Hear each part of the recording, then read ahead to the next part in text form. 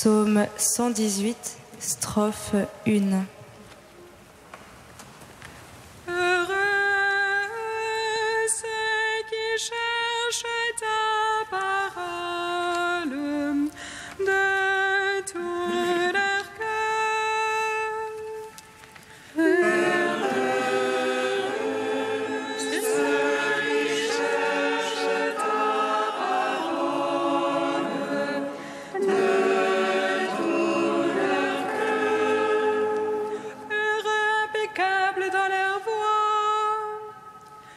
qui marchent dans la loi de Dieu.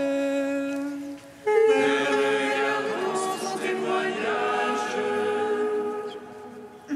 Ceux qui le cherchent de tout cœur et qui, sans commettre de mal, marchent dans ses voies.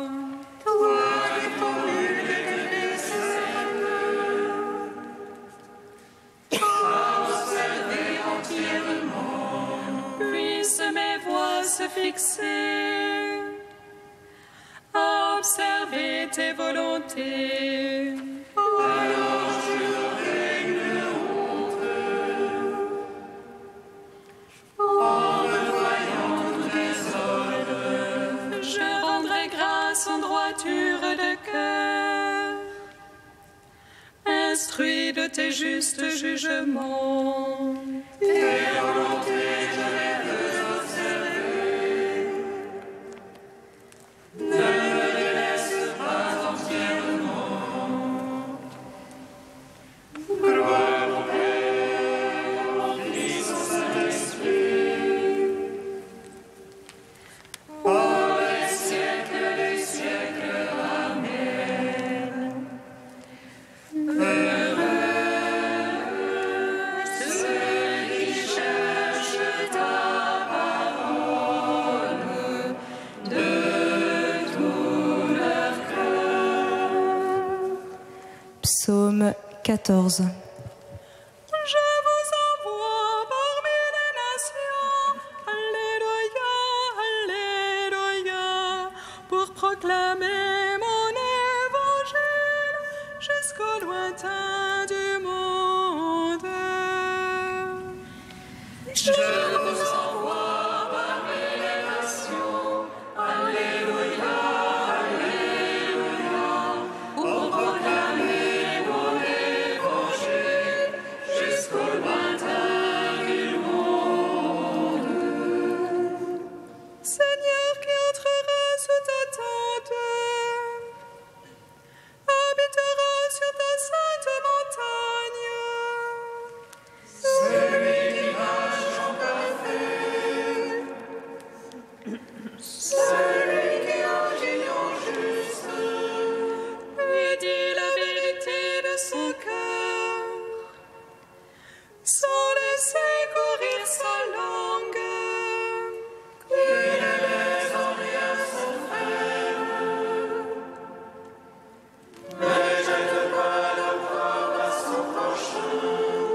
Méprise du regard le réprouvé, mais honore les fidèles du Seigneur. Qui gère ses dépenses sans se les dire, ne prête pas son argent par intérêt. N'accepte rien pour nuire à l'innocent. Qui fait ainsi jamais ne bronchera. Gloire au Père, au Fils, au Saint-Esprit, pour les siècles des siècles. Amen. Psaume 15. Garde-moi, Dieu, mon refuge est en toi. J'ai dit au Seigneur, c'est toi mon bonheur.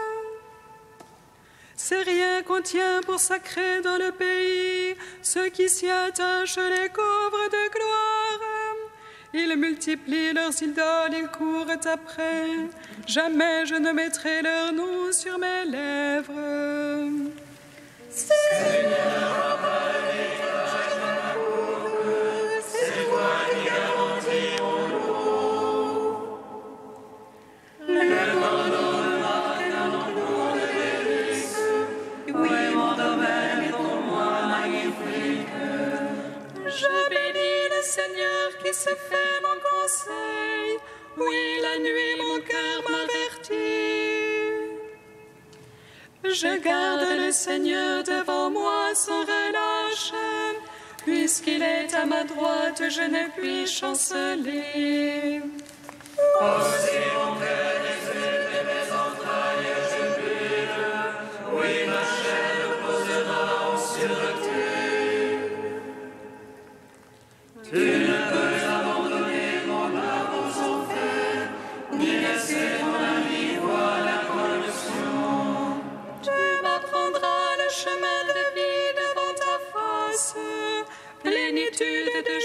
à ta droite délices éternelles. Gloire au Père, au Fils, au Saint-Esprit, pour les siècles des siècles. Amen. Je vous envoie parmi les nations. Alléluia, Alléluia, pour proclamer mon évangile jusqu'au lointain du monde. Premier chant du serviteur, page 285. Voici mon serviteur que je soutiens, mon élu qui a toute ma faveur. J'ai mis sur lui mon esprit pour qu'il apporte le droit aux nations. Il ne crie pas, n'élève pas le ton, ne fait pas entendre sa voix dans les rues. Le combat de vos eaux broyées n'éteint pas la flamme vacillante.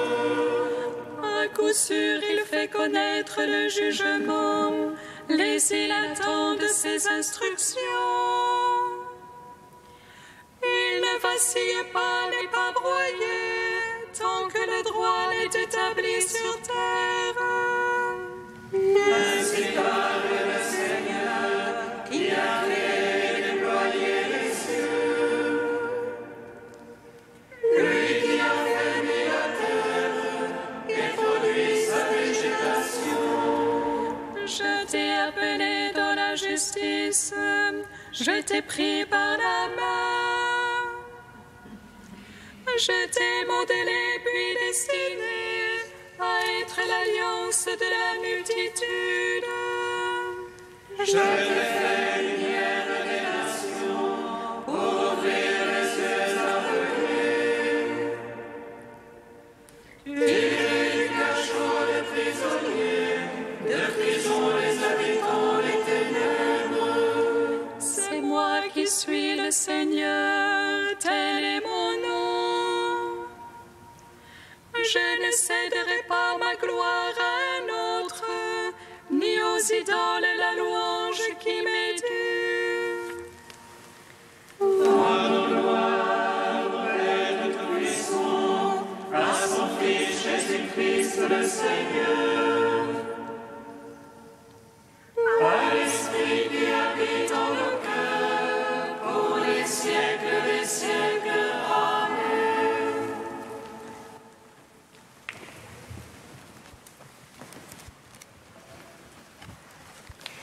Du cardinal Danels, le feu de l'esprit. Les saints sont un don que Dieu a fait à son Église, don gratuit pour lequel nous ne pouvons que prier, car il n'existe ni école ni méthode pour la formation des saints. Ceux-ci annoncent l'Évangile surtout par le témoignage muet de leur vie.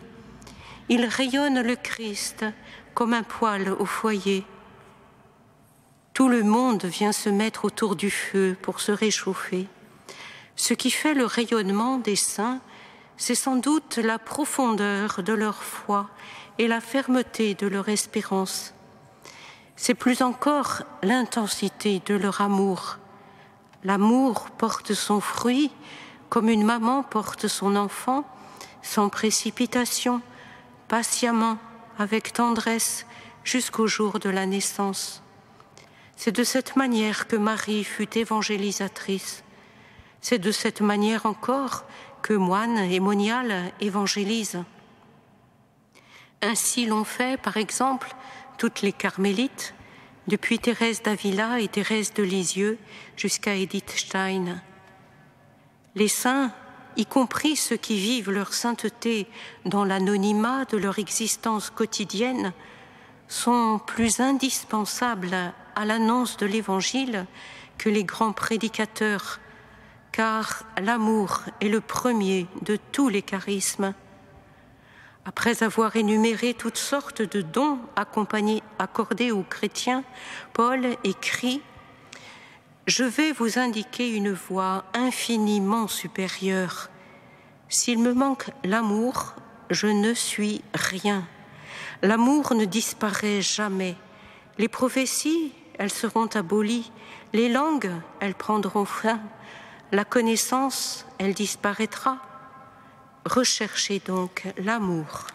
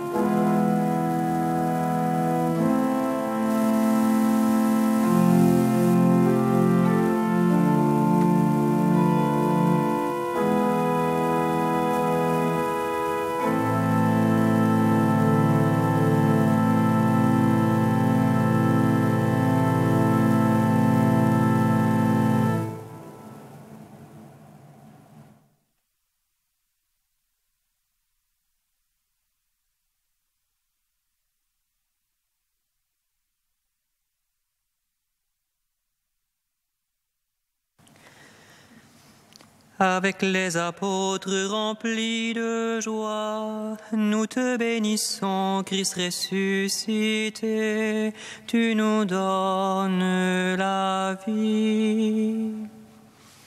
Avec les apôtres remplis de joie, nous te bénissons, Christ ressuscité, tu nous donnes la vie.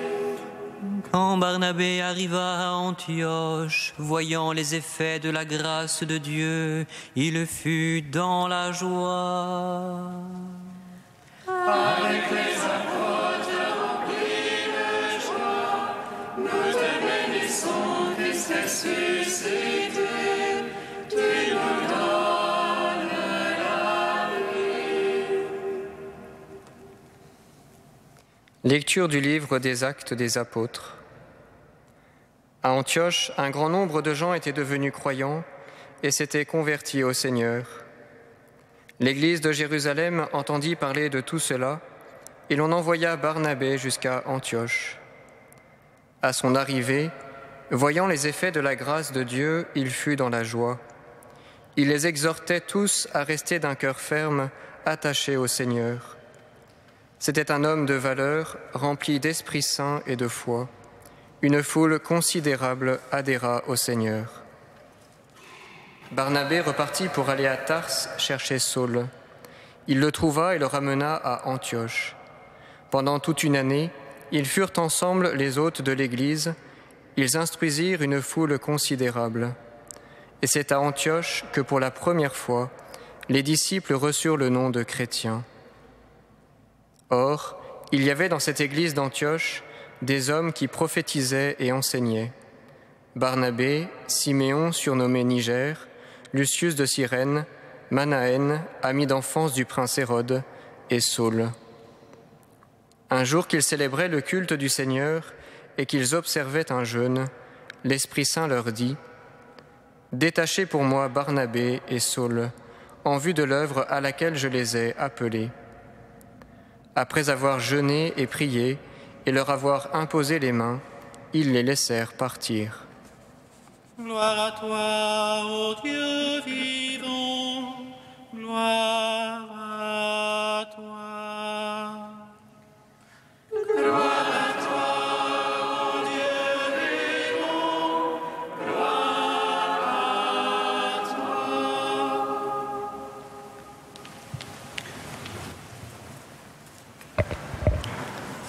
Barnabé, fils de prophétie, fils d'encouragement. Si le nom de l'apôtre exprime une vocation à la consolation, à l'exhortation, son témoignage et son rayonnement dans le livre des Actes est pour nous une belle leçon de soutien fraternel et d'encouragement mutuel.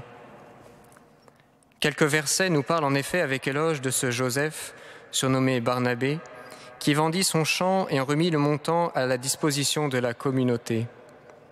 C'est ce même homme, plein de générosité, qui est aujourd'hui envoyé à Antioche. Son exemple nous stimule et nous enseigne. À son arrivée, voyant les effets de la grâce de Dieu, il fut dans la joie. Il les exhortait tous à rester d'un cœur ferme, attaché au Seigneur. C'était un homme de valeur, rempli d'Esprit Saint et de foi.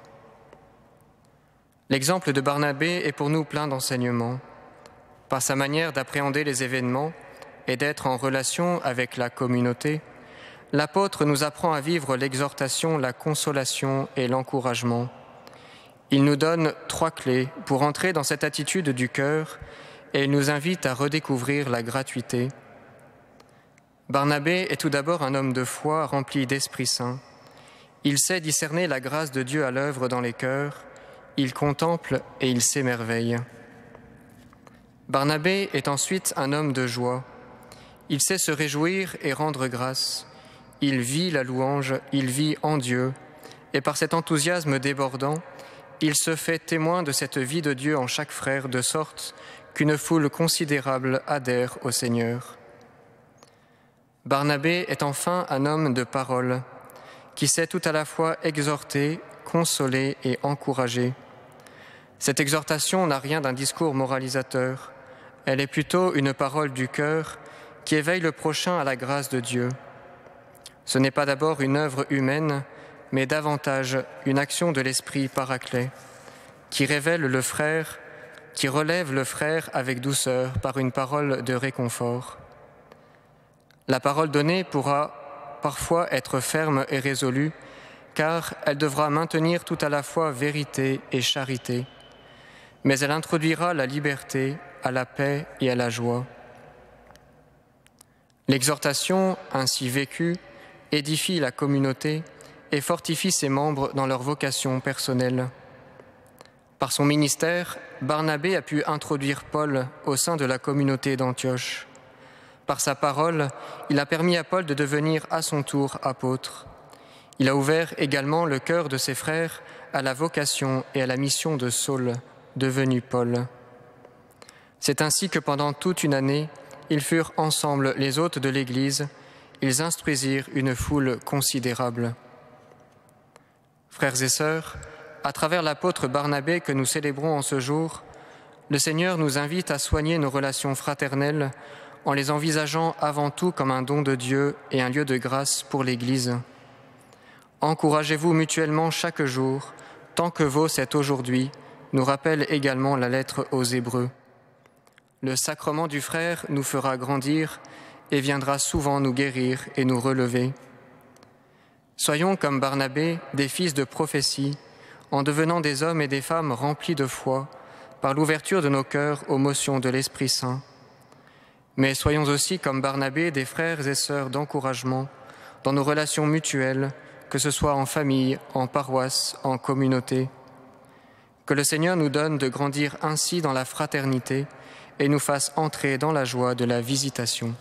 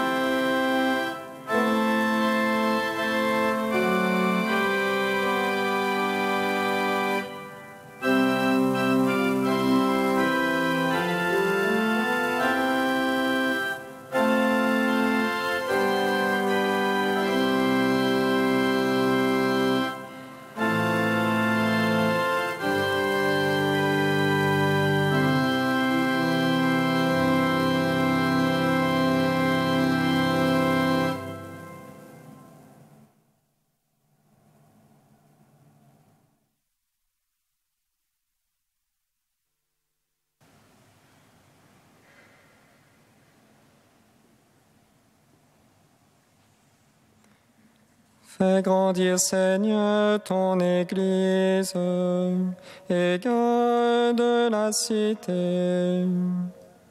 Fais grandir, Seigneur, ton Église et garde la cité. Seigneur, tu as mené l'apôtre Barnabé à la conversion. Assiste ton Église dans son œuvre d'évangélisation et suscite en elle des missionnaires à l'exemple de tes premiers témoins. Fais grandir, Seigneur, ton Église et garde la cité. Seigneur, toi le bonheur de ceux qui s'attachent à toi, nous te prions pour les baptisés de Pâques. Que ton esprit répandu sur les apôtres les garde dans la fidélité jusqu'à ton retour. Fais grandir, Seigneur, ton Église et garde la cité.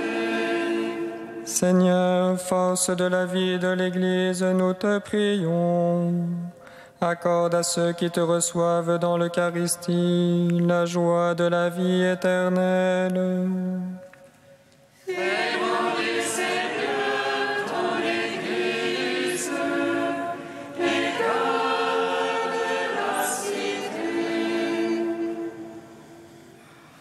Tu es saint Dieu, tu es saint fort, saint immortel, prends pitié de nous. Tu es saint Dieu, tu es saint fort, saint immortel, prends pitié de nous. Tu es saint Dieu, tu es saint fort, saint immortel, prends pitié de nous. Gloire au Père, au Fils et au Saint-Esprit, maintenant et toujours et dans les siècles des siècles. Amen. Saint immortel, prends pitié de nous. Tu es saint Dieu, tu es saint fort, saint immortel, prends pitié de nous. Unis dans le même esprit, nous pouvons dire avec confiance la prière que nous avons reçue du Sauveur. Notre Père qui es aux cieux, que ton nom soit sanctifié, que ton règne vienne, que ta volonté soit faite sur la terre comme au ciel. Donne-nous aujourd'hui notre pain de ce jour. Pardonne-nous nos offenses, comme nous pardonnons aussi à ceux qui nous ont offensés. Et ne nous soumets pas à la tentation, mais délivre-nous du mal.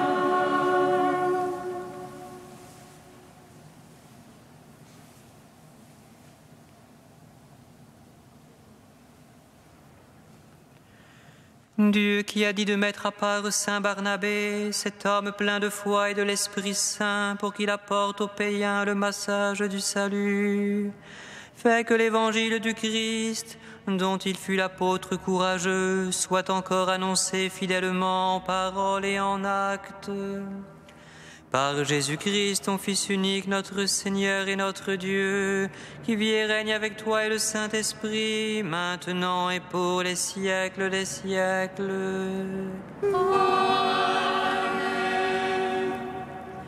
Bénissons le Seigneur.